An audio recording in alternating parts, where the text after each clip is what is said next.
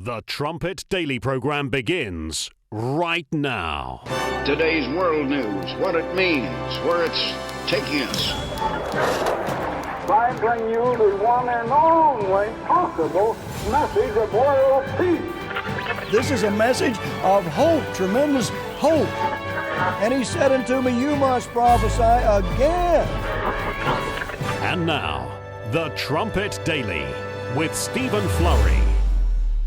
Hello again, everyone, and welcome back to the Trumpet Daily Radio Show. We're getting quite a lot of rain last night and this morning, so it's much needed. I don't think I've ever seen the Edstone grass as brown as it's been the last couple of weeks. So anyway, when it came down last night, it really did pour on the surrounding areas here. I made my way into Stratford to go to Tesco, and a lot of the parking lot was flooded out because it had rained so hard. It was almost like an Oklahoma rain. Today it's a pretty hard rain, or at least it has been on and off, but a little bit more normal or similar to the way it is in the past with the UK. Before the rain set in this morning, by the way, we've got some pretty dramatic footage out at the bird feeder. You can see these birds at the start. This is, again, before the downpour came in. Go ahead and roll the footage, Sam. There they are having a blast.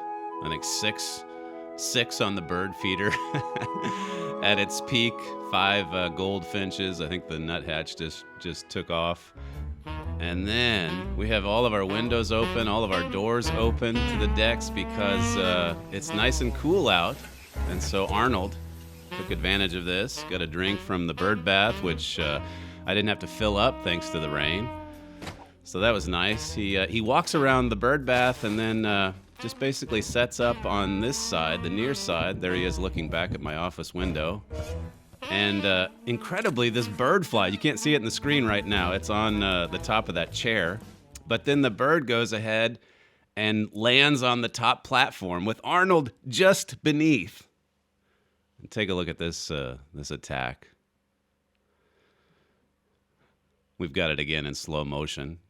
You can rate Arnold's skills because, truthfully, I'm a little disappointed. I think he's sitting in front of a platform, a bird feeder, and he literally is fed a bird on a platter. It's right there in front of him, and judging by the wildlife that he routinely brings to our back door, as I say, I would have expected better. He just knocked it over, and the bird took off, and then Arnold took off. It was as if he was afraid or shocked by all of the action as well. In any event, I was doing some math this morning. We got him right when we first got to Edstone, which means he's almost 6 years of age. That amounts to what, 6 times 7? So he's 42 now. He's in his 40s. So maybe his middle age is starting to show. I was expecting him to go in for the kill. Anyway, there's a little excitement from just a couple of hours ago, right outside my office window. We haven't gotten to some listener feedback in quite a while. Hopefully we can get through some. Well, we'll get through a few right here at the start, and then if we have time later on in the show, we'll get to some that have been sitting in the pile for quite some time. This listener says, learning so much from the show. I love the TD, the real news about the fake news, it says. So happy God inspired this program. Have a wonderful day, everyone. Another one writes, good morning, Trumpet Daily crew, catching a bit of news before heading to bed, watching live in Papua New Guinea. Enjoy the rest of the week. And then this one came, I think, in response not to yesterday, but the day before, but a new listener from Northern Ireland. And she says, I discovered your radio show during lockdown and have been tuning in daily ever since. So we've heard from a few new listeners over the last few months, and perhaps the lockdown in that sense is helping. It says it's been refreshing to listen to some grounded, sensible reporting, bringing the Bible and its relevance into the news of the world today. Having listened to the Trumpet Daily on the 12th of August, I felt compelled to write to you again. As a shop owner, she saw the footage of that Black Lives Matter representative in Chicago, basically saying, "Hey, it's okay. These looters, they need to be able to eat." So they should be able to steal. They should be able to cause all of this damage because these shop owners have insurance anyway, so everyone benefits. And Black Lives Matter, by the way, was behind that. Totally behind those attacks on Chicago Sunday night. This is the movement, the Marxist movement. And then their representatives are out there in front of the cameras saying that, yeah, that was the goal. And looting is fine.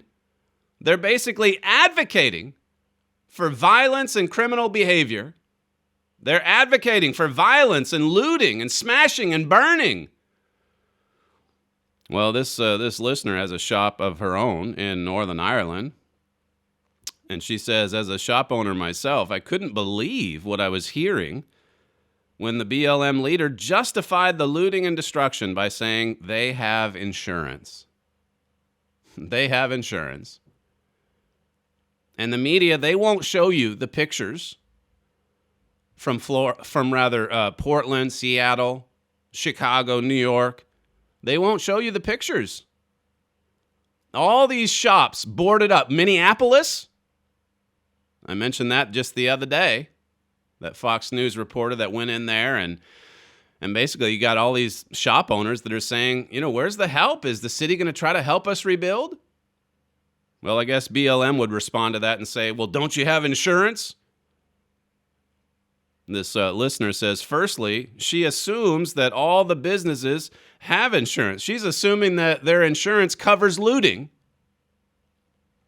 And I'm sure not all insurance policies do. But anyway, the point that she makes here is that somebody has to pay for this, even if it's the insurance companies. It says, secondly, here in Northern Ireland, riot and civil commotion is not covered by your insurance company. Maybe it's different in America. So here's a shop owner in Northern Ireland saying that's generally not covered. So who has to pay the bill? Who has to pay the bill for all this destruction? It says, thirdly, someone does have to pay for the damage. If or when these businesses try to renew their policies, they will find the premiums have gone way up. That is, if they can even get insurance to cover it. And then fourthly, she writes, as for the masses who were prepared to travel to these shops with the aim of looting, I have no words. They just brought them in on caravans of cars and vans, dropping off the looters. Hey, listen up, they said on social media. The police in Chicago gunned down a little black boy. That's what they said. They gunned down a little black boy. And of course, that didn't happen at all. In fact, it was a 20-year-old young black man who shot first at police officers, and then they returned fire. And now that young man's in the hospital. He didn't die, at least from the last report I saw. But here they go on social media. They tell lies. And then the looters show up in full force. And then Black Lives Matter defends it, saying, well, the shop owners have insurance anyway. It's despicable. The media, the Democrats, they can't even bring themselves to criticize this behavior, this criminal activity. I'll come to that in just a second with Kamala Harris. She gave her first big speech yesterday. Now that she's Joe Biden's running mate, did she come out and condemn Antifa? Did she come out and condemn Black Lives Matter and what they're doing to the cities of America? Not at all, far from it. They are on the side of the rioters, the looters. This is their movement. And so they won't dare criticize it. And then the media, doing their part, of course, are there to heap praise on Kamala Harris and on these protesters. There's this big push now to make her out, Kamala Harris, to make her out to be a moderate. And she's far from moderate in her political views. She is a radical. And you can go back to the early stages of that Democrat primary, at the end of last year and see just how on board she was with Alexandria Ocasio-Cortez's economic policies, her disastrous economic policies, the Green New Deal, all of those left-wing agendas. And then you have, too, the fact that she had to bail out of the race so early. So there's quite a few commentators pointing out that, she really wasn't that popular. She doesn't have a very high likability rating. She was really going at it with Joe Biden as well, accusing him of racism, accusing him of assaulting women even. And now the two have come together. I guess they've healed that breach between them. But you go back to the first two, I guess she was on the ticket in, Sam pointed this out, New Hampshire and then in Arkansas, Kamala Harris. In New Hampshire, she pulled in 129 votes. That's votes, not delegates, votes. 129 people. And then she got 715 in Arkansas. And then that was it. She was out. She was supposed to be a big deal last year at the end of the year. And now, of course, you listen to the news coverage today, and she is a big deal. She's perfect. She's perfect for the Democratic ticket. This was CNN's reaction yesterday to her speech. I think the speech was 15, 20 minutes. But listen to these reporters talking about this speech that Kamala Harris gave after Joe Biden introduced her. Clip 1.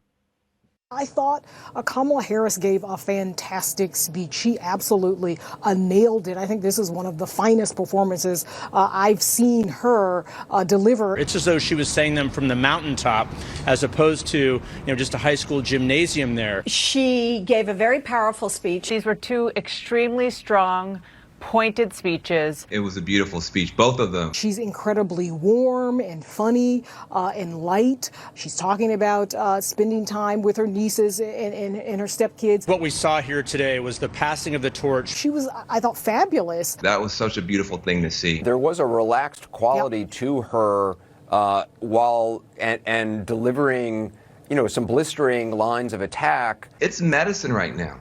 People need to feel that somebody gets them. I think this was a tremendous effort. Today the tables were turned and it was her turn to go after him. Real, I think, complete package. I think if you're going to give a headline today, it would be Hope Reborn.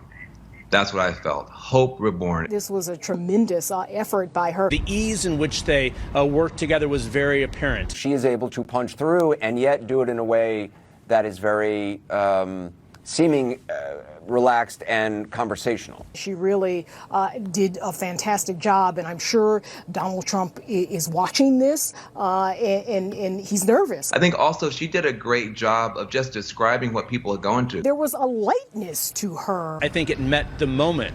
This is a serious time, and of course it's the third anniversary of Charlottesville. It's the reason that Joe Biden got into this race after all, and it makes perfect sense that he introduced his running mate.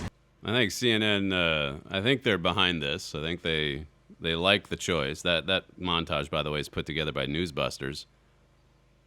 But there have been a few stories about just the way the media treated Sarah Palin back in 2008 when she joined John McCain's ticket. They saw Palin as a threat, and so they went after her. They were ruthless in their attempt to destroy that woman. Now it's all about the woman that's joined the ticket. Not just a woman of color. But boy, when it's someone that opposes their political views, they don't count. It's like Joe Biden said about black people that wouldn't vote for him. They don't really count.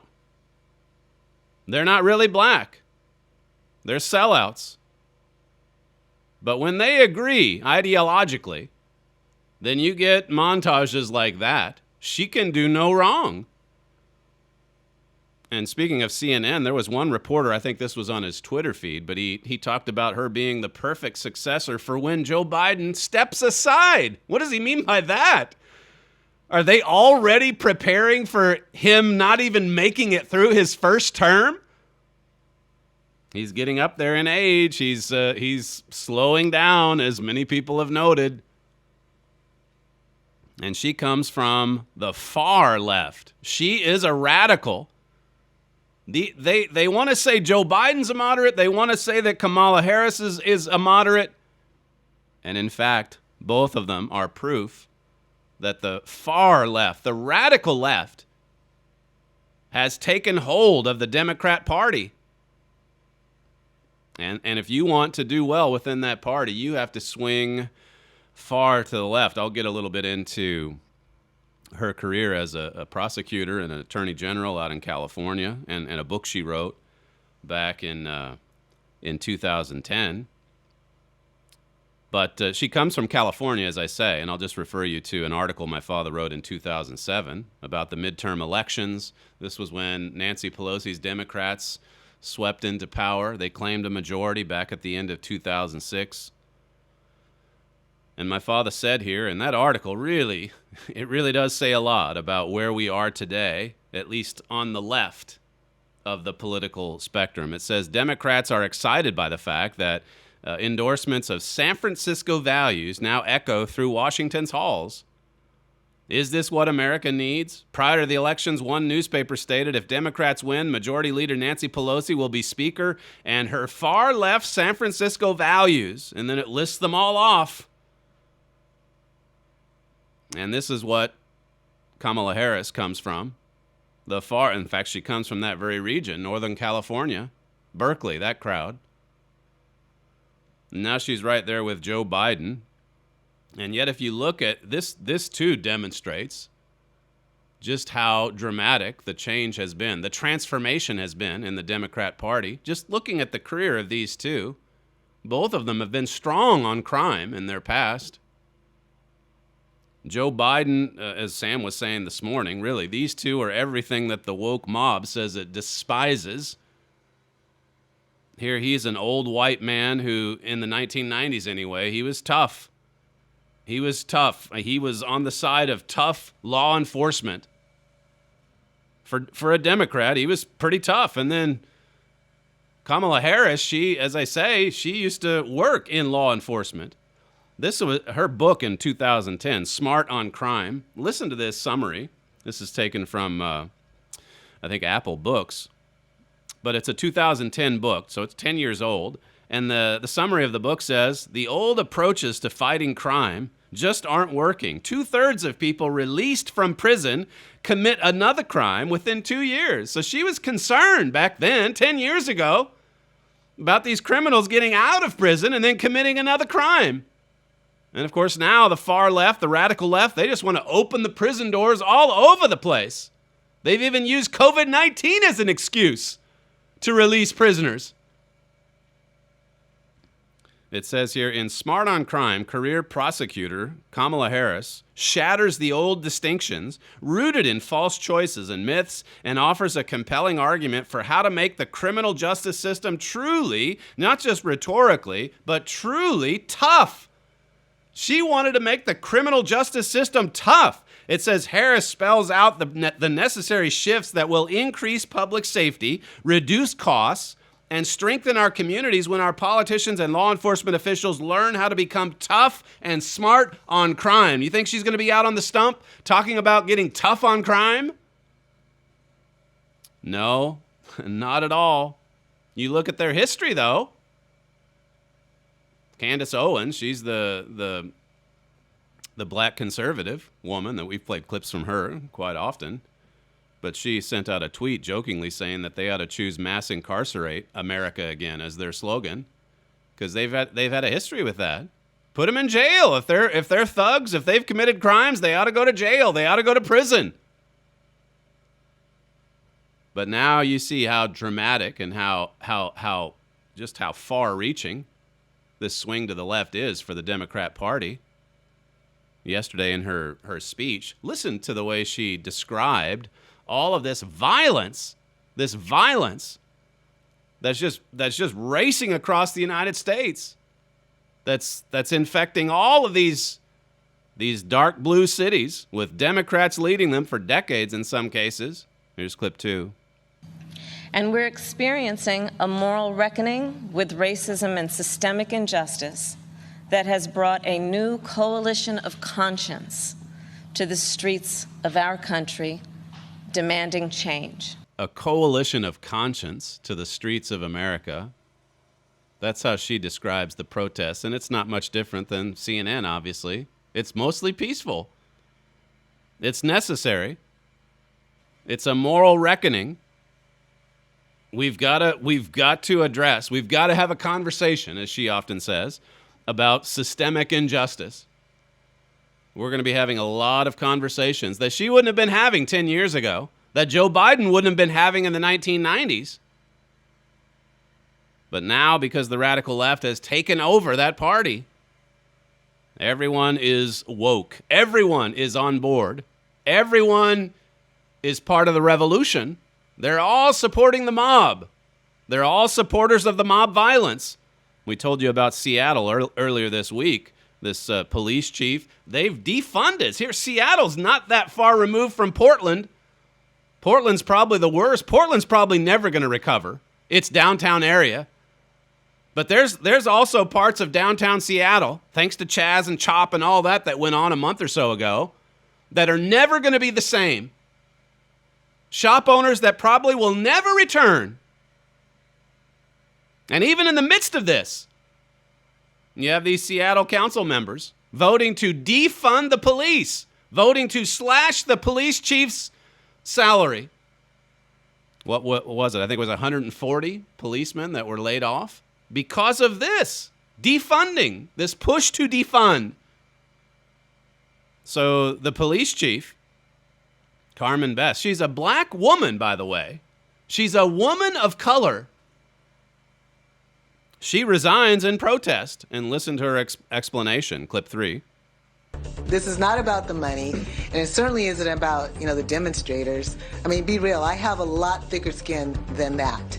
It really is about the overarching lack of respect for the officers, the men and women who work so hard day in and day out. She's stepping aside because of the general disrespect, the lack of respect for law enforcement, because of what's happening to our cities and because of the way the police are being treated. They're being treated worse than the mobsters. That's the truth. In Portland, Seattle, Minneapolis, New York, Chicago, the police are being treated worse than the mobsters, worse than those that are rioting. There was a story coming out of the county, Multnomah, I guess is how you pronounce it. That's the county that encompasses Portland. But the new prosecutor there, he came into his office just a couple weeks ago, and he announced that he's not going to prosecute any of these rioters. How about that? Here's the new prosecuting attorney, and he announces straight away, listen, I'm not going to go after any of the rioters. I'm not going to stop any of that. I'm not going to prosecute them. He's basically saying we're going to give them some space to destroy, just like that Baltimore police chief or mayor said several years ago. Give them space, let them do what they want. Now the police, let's fire them. Now the police, let's get rid of them. But the rioters, we're just going to let it go. We're just going to give them space. We're going to let them do their thing. We don't mind if it turns into what happened in Chicago the other night. How long has it been going on in Portland? Almost 3 months. 3 months of this.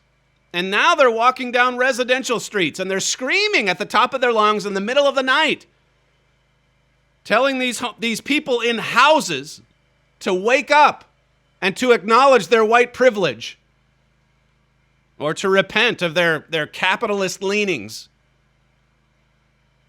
It's astounding to me that the politicians, particularly in such a significant election coming up in November, that they actually believe this is a winning strategy. I think there's probably still a majority of Americans, as bad as it is, as steeped as we are in our sins, for sure, I think there's still a majority of Americans that would prefer living in states, living in cities, or living near cities that aren't going up in flames, where the law enforcement hasn't stepped back and just given way to the anarchists. They think it's a winning strategy, I guess. This is what Kamala Harris said about the COVID-19 coup, and that's what it is. They've used this crisis to also go after President Trump. Clip 4. The president's mismanagement of the pandemic has plunged us into the worst economic crisis since the Great Depression. It's the president's fault, of course. It's always his fault. And as I've said over and again, that article from American Greatness, I think it was a couple of weeks ago, how that this is not brought on by the pandemic. These are the elites that have imposed these lockdown measures on the people. The president, in his press conference yesterday, and I think it went on for almost an hour, this is a president who is accessible, no matter what you think about him. He goes out there every day. He takes questions from the reporters who hate him every day. And here's one reporter asking him if he had heard about what Kamala Harris said regarding his handling of COVID-19. Clip 5. She said that your refusal to get testing up and running, I'm paraphrasing, you're flip-flopping on social distancing and masks, and your delusional belief that you know better than the experts, all of that, in her words, a reason that one American dies of COVID-19 every minute. What do you think of that? I think that's probably one of the reasons she was a terrible candidate and was forced to leave the race, because she got her facts wrong. You know, she's very bad on facts. She's very weak on facts. And just so you understand, we've done more testing than any country in the world by far. That includes India, which has 1.5 billion people. That includes China. That includes every country in the world. We've done more testing. We have better testing than any country in the world. They want to know, where do we get it? How do we get it? We have better testing than any country in the world. When you do as much testing as us, however, as you understand, you develop more cases. If you tested on a set of 65 million people, which is what we've done, when you test that many people, you're going to find cases that normally you wouldn't see. And on top of that, when you look at the numbers, how we were impacted less than these other countries, and now you look at the explosion of countries that you would have said did such a good job, and some of them had advantages over us for obvious reasons having to do with the pandemic. But when you look at the job that we've done compared to others, we've done a great job. And I read today that she's very short on facts. I think she's going to be a big failure, and I look forward to the debate between her and Mike Pence. So that's President Trump responding to what Kamala Harris said regarding his handling of the pandemic, talking about the number of tests that the United States has taken and how that there's obviously going to be more cases and such. He doesn't seem too afraid of this particular candidate and how that she might measure up to or match up against his vice president, Mike Pence. Step back just for a moment, though. You think about the Democrats, the radical left, how they're using this pandemic, this crisis, to destroy their political opposition. And think about for a moment what it's doing to the nation. My father's talked before about, even after that dispute following the election of George W. Bush in 2000, and he asked then, remember, that was 20 years ago, do these people really love the Constitution and the United States more than they love themselves, or more than they love their own party, their own political party? Look at what's happening to America. In the news stack this morning, the U.S. borrowed $2.81 trillion in just the first 10 months of this budget year, more than any other year on record. Richard was saying that by the end of this year, we're expected to borrow more than double any other year on record. I mean, this is so much worse than 2009. Following that financial meltdown, now there's a nice recovery that's happening at the perfect time for President Trump, which is only going to help his re-election chances. That and the mayhem on the streets, of course, as I said earlier. But looking at the bigger picture, to borrow $2, $3, maybe $4 trillion, the Democrats and the Republicans right now are they're arguing over, they're fighting over how big of a package to introduce here in the next few months. The Dems want $3 trillion more. And the Republicans want something like $1 trillion, just a measly trillion. Trillion here, trillion there. What is it doing to our country? Look at what it's doing to the UK. I mentioned all these social programs going on to try to now stimulate the economy as the curve has been flattened. There was a story about the number of deaths, COVID-related deaths here in the UK, and how that they've probably miscalculated. It's probably lower by about 5,000 or 6,000. In fact, they've readjusted their numbers. Because early on, they used to say, well, if so-and-so had COVID, 5, 6, 7 weeks ago, and then feels better now, but then died of something else, if COVID was way back in the history there, then they're a COVID-related death. That's the way they were counting them. And now they're going in and recounting. So they've adjusted or downgraded the total from 46,700 to about 41,300. That's a pretty significant readjustment.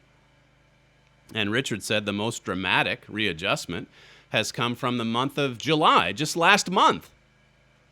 Last month, when we were told about the second wave is coming. We're going to have more people die if we don't extend the lockdown, if we don't make mask wearing mandatory. And we come to find out that the miscalculations were just gross errors in the month of July. It says here, for example, Public Health, England's most recent week. I think this is Richard commenting on the news. The most recent data that they've published is for July 18 to 24. The official number of COVID deaths has been cut that week from 442 to 111. And, of course, Richard's point in a little email exchange we had this morning was that it was July. It was in July when it seemed like the wave was really taking off again that they put in place the mandatory mask wearing and that sort of thing. And it was all based on faulty numbers. Just like the whole lockdown to begin with. You remember Neil Ferguson? You remember what he was projecting early on? And that total lockdown happening in the middle of March, it was based on bogus numbers. It was based on bad math.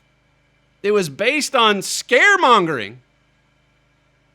All of these projections that turned out to be false, that turned out to be lies, that turned out to be, well, maybe wishful thinking on the part of the experts.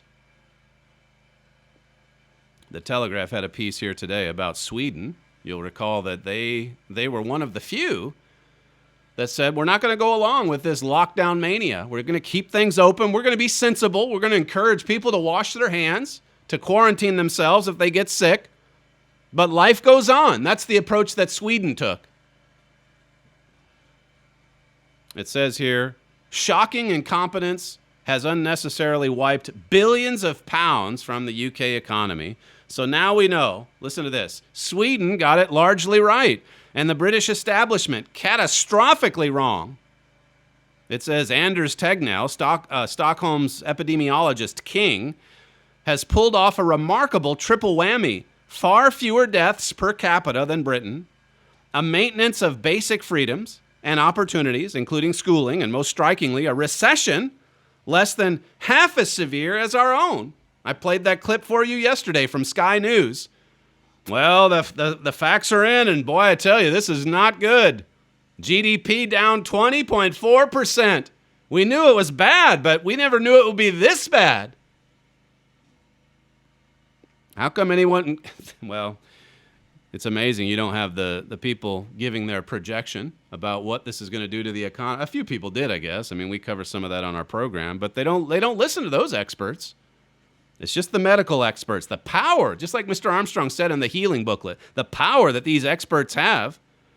At the Telegraph, it says here, our arrogant quangocrats, I'll have to look that one up, and state experts should hang their heads in shame, it says. Their reaction to coronavirus was one of the greatest public policy blunders in modern history. More severe even than Iraq, Afghanistan, the financial crisis, Suez, or the ERM fiasco. Millions will lose their jobs when furlough ends. Tens of thousands of small businesses are failing. Schooling is in crisis, or chaos, it says there.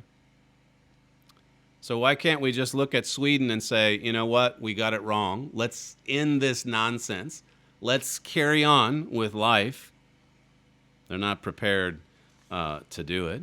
When we come back, we'll finish off our study on Abraham Lincoln. And then, as I say, hopefully we'll have a little extra time at the end of the program to get to some listener feedback. You're listening to Stephen Flurry, and this is the Trumpet Daily Radio Show. If you'd like to email the program, you can send comments to td@kpcg.fm. We'll be right back.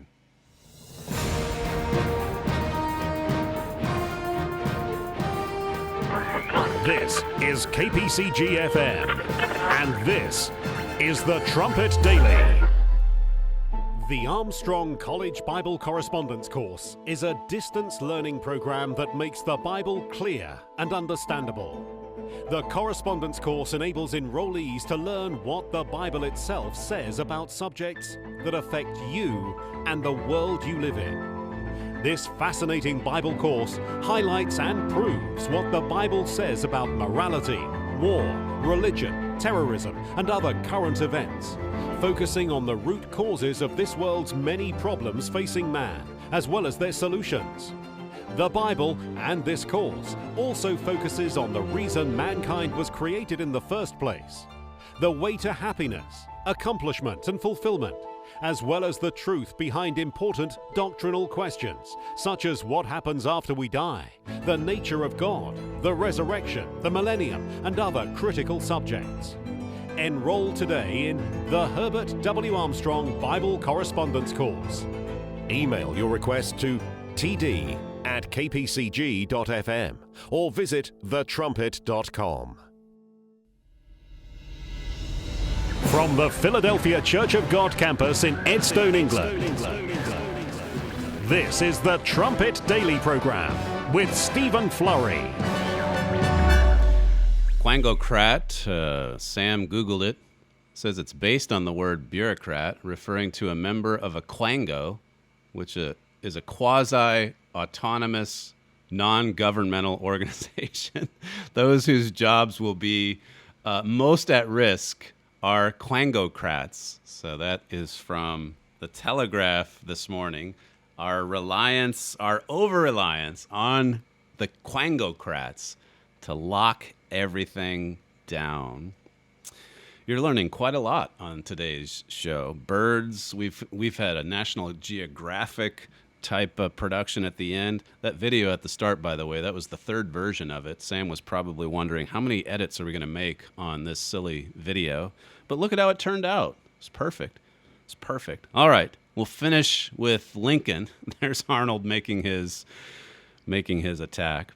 We've played these clips from President Trump's speech at Mount Rushmore, where he talked about George Washington and Thomas Jefferson and Theodore Roosevelt and of course Abraham Lincoln. And here he is back in the first part of July talking about how Lincoln saved the nation. This is clip 7. Abraham Lincoln, the savior of our Union, was a self-taught country lawyer who grew up in a log cabin on the American frontier.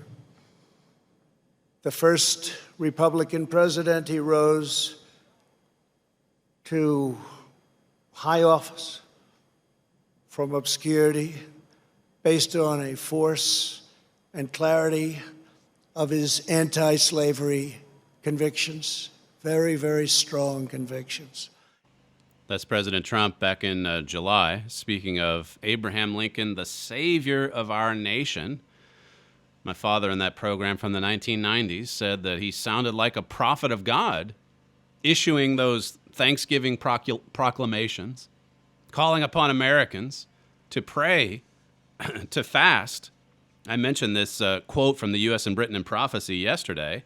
Mr. Armstrong, remember, he relied on that that famous quote from Lincoln's Lyceum Address, back when Lincoln was just 28 years of age. It says here in the U.S. and Britain, and because Lincoln saw a nation who had forgotten God, a nation drunk with a success not due to its own efforts, a nation taking all the credit and glory to itself, this great president, that's what Mr. Armstrong called him, this great president called upon the nation for a day of fasting and prayer to confess this national sin before God. We need to go to God and confess this national sin of ours. It says the fate of the nation hung in the balance when he issued that proclamation. And then Mr. Armstrong says, but God heard and answered that great national prayer offensive, and the nation was then preserved. So that's Herbert Armstrong saying that God heard that prayer offensive during the 1860s.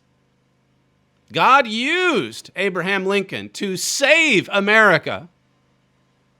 He was speaking almost like a prophet. What a lesson there is in this history. Think about how easy it is to forget those blessings or to take for granted those times God intervened in our lives.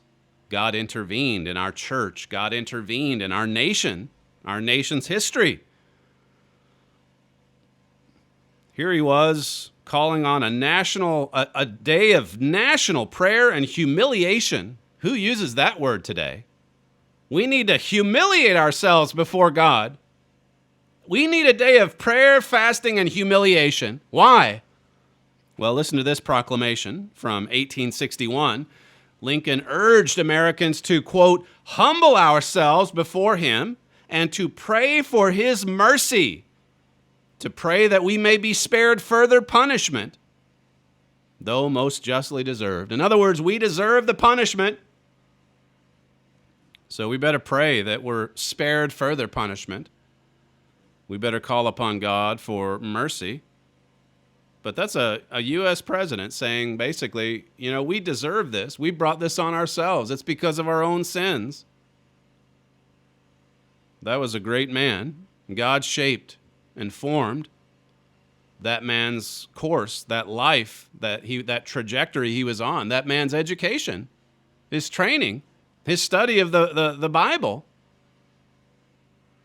You can go back to that Key of David from my father just a couple months ago. I think it was in June. How Lincoln won the Civil War. He's responsible. He had some pretty significant help there at the end from Ulysses Grant.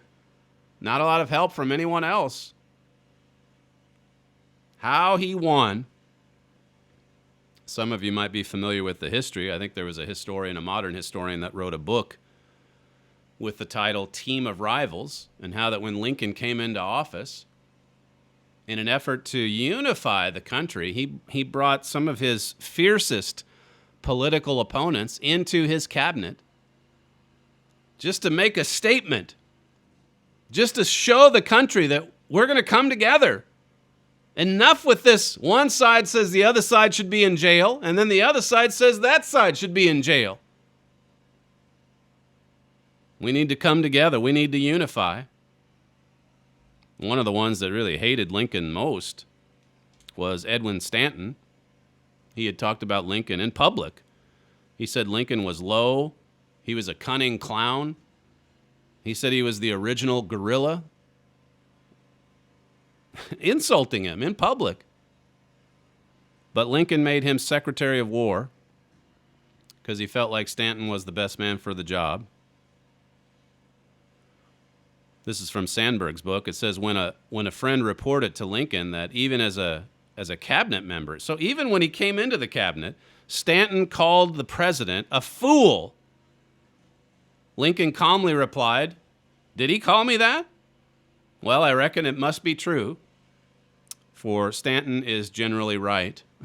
Just kind of laughed it off. Called him a fool. And yet when Lincoln died, just a few years later, he was assassinated, as we well know. He was assassinated for what he did for the country, for what he did to eradicate slavery from our midst. He was killed by an assassin's bullet in 1865. And while on his deathbed, Stanton, who had issued all those insults over the years, Stanton was just sobbing alongside the bed, and he said, "There lies the greatest ruler of men that the world has ever seen." See, he knew by the end that this was a great man. He knew by the end that this was the Savior of the nation. He was like a prophet of God almost. William Herndon, that was Lincoln's law partner, he worked with Lincoln. He wrote a book about Lincoln after Lincoln died. It says, he saw, as this is him commenting on Lincoln, he saw as the main feature of Lincoln's life the far more than ordinary rise of a self-made man. He says, a rise from the lowest depths to the greatest heights.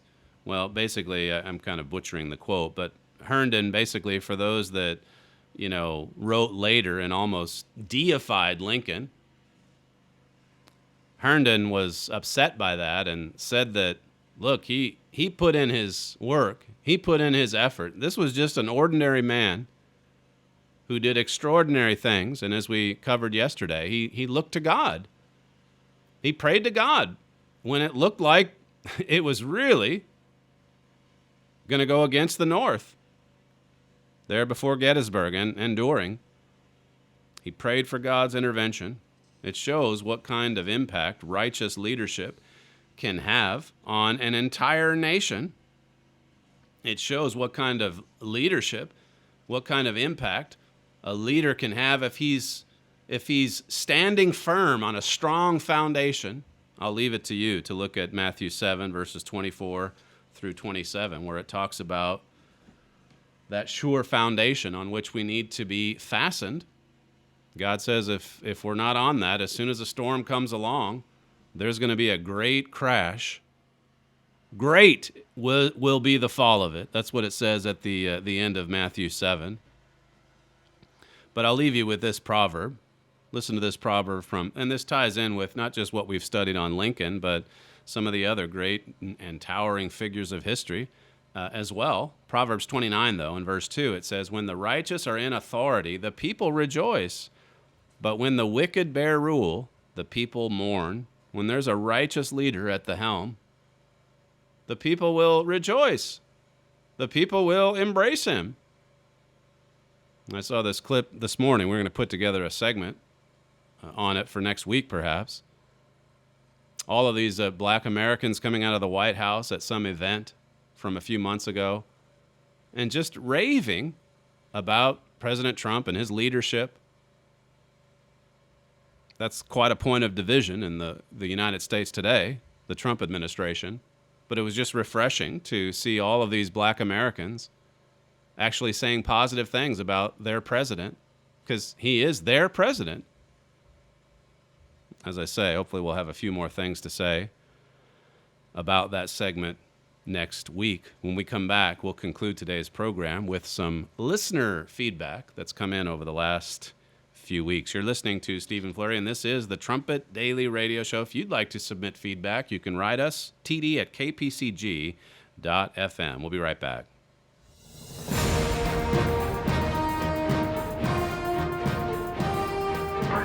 This is KPCG-FM, and this is the Trumpet Daily. Are we living in the last days? Some dismiss the notion as fanatical, but world leaders and news analysts are issuing warnings that are becoming more and more dire. Could Bible prophecies about the last days actually be accurate?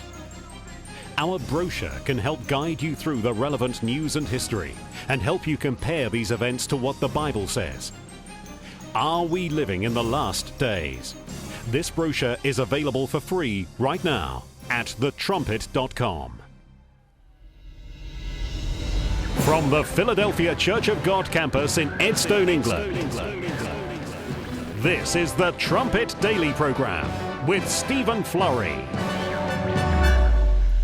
Some comments here from you listeners. Another one, or one of our listeners says, wow, so interesting to hear what President Abraham Lincoln said years ago, and to see how much our country has changed from a God-fearing country to a country so deceived and so divided. It says, it makes me so sad.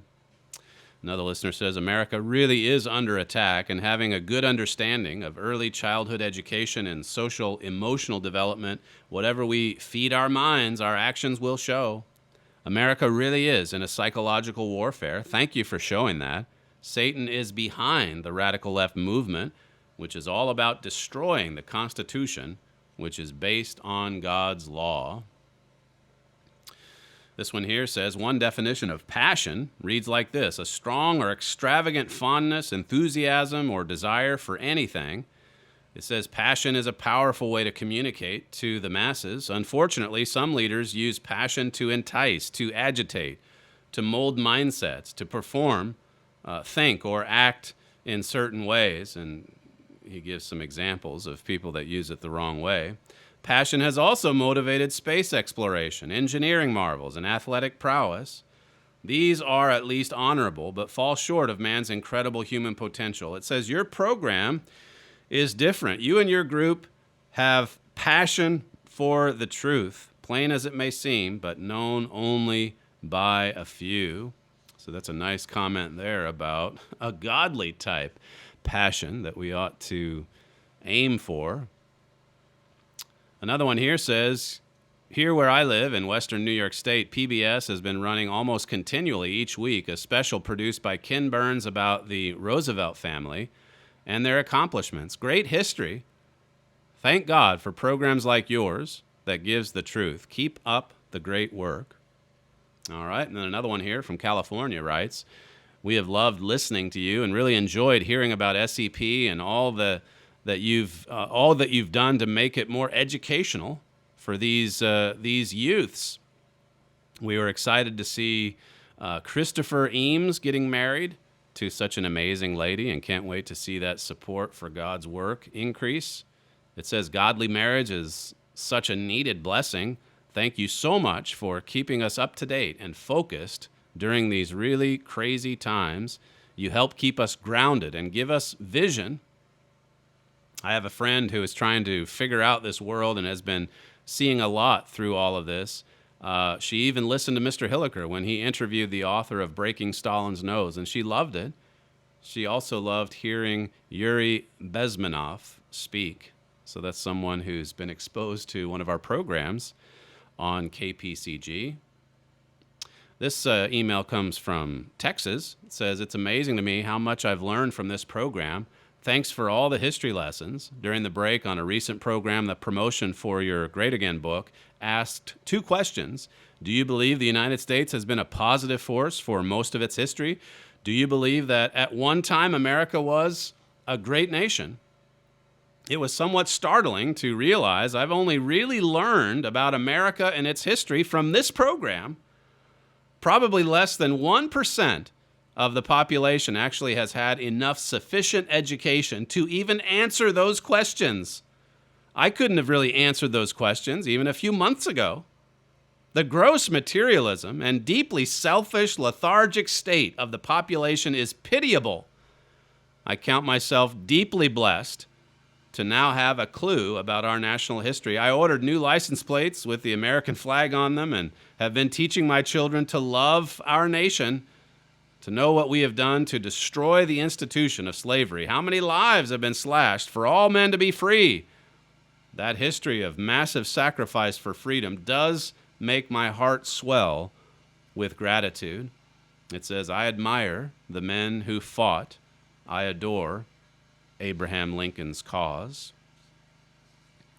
One final one here says, this is from California, thank you so much for the recent program about the absolute insanity of mandatory mask wearing. I echo your comments that there is no proof of its validity and that it actually causes more harm than good. I speak from experience. The company I work for has just recently required us to wear a mask inside their facility on our shifts.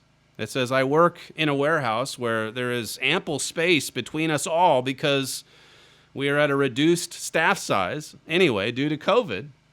So there's hardly anyone in the warehouse. Most of the techie staff work from home now, but since 4 more people were being called back, that means more contact with each other, which could potentially put more at risk of contracting the disease. It says, of those 4 people, only 1 is on our side of the building. We all are spaced out in our areas where we work independently. Well, I'm running out of time, but basically this is a listener who says, I kept the mask on for 7.5 hours, 7.5 hours in a day. And this was an avid exerciser, outdoorsman, that kind of thing, and a jogger. But he was commenting on just how difficult it is to get the strength to exercise after work, after inhaling everything that you've exhaled all day long. So that's someone not real happy about the approach to good health and vibrance that the experts have put us on. You're listening to Stephen Flurry, and this is the Trumpet Daily Radio Show. If you'd like to submit feedback, you can write us at td@kpcg.fm. We thank you for joining us on today's show, and we'll see you tomorrow.